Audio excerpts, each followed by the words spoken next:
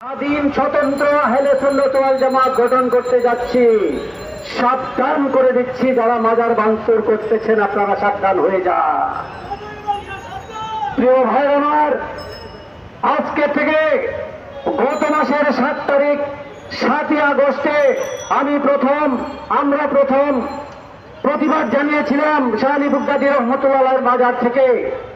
আমরা বর্তমানে যে অন্তর্বর্তীকালীন সরকার আছেন তাদেরকে আমরা অত্যন্ত ভদ্র ভাষায় সুন্দর ভাষায় বলেছিলাম, আপনারা দেশের দায়িত্ব নিয়েছেন, ভালো কথা।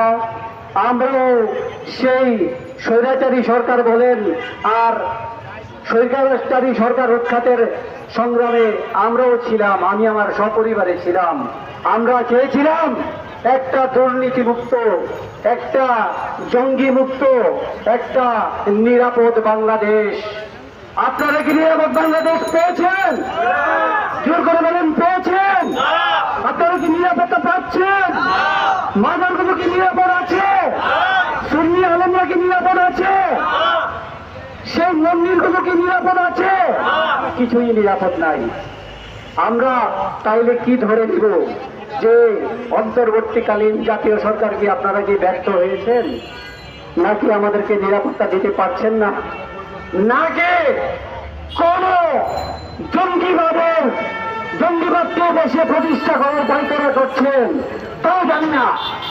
কিন্তু একটা কথা আমরা বুঝে ফেলেছি, এই যে মাজার ভাঙচুর হচ্ছে, মাজার ঘুরিয়ে দিয়েছে, মাজার রক্ষার্থে আমাদের অনেক হলিফেরি ভাইরা রক্ত দিয়েছে, শাহাদাত বরণ করেছে, কিন্তু আপনারা একটি কম সেই মাজার পরিদর্শন করতে যাননি।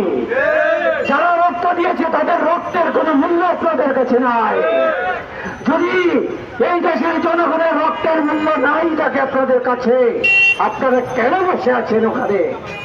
আপনাদেরকে একটা কথা স্পষ্ট করে বলে দিচ্ছি, আপনারা যদি আবার কোন স্বৈরাচারী অবস্থায় আপনারা অবস্থান করেন, সেই স্বাধীন স্বতন্ত্র আহলে সুন্নাত ওয়াল জামাত বাংলাদেশের সমস্ত ধর্মপ্রাণ মুসলমানদেরকে নিয়ে, সমস্ত দলমত নির্বিশেষে,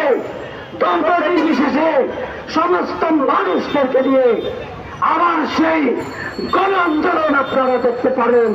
আপনারা ভয় করতে পারেন না।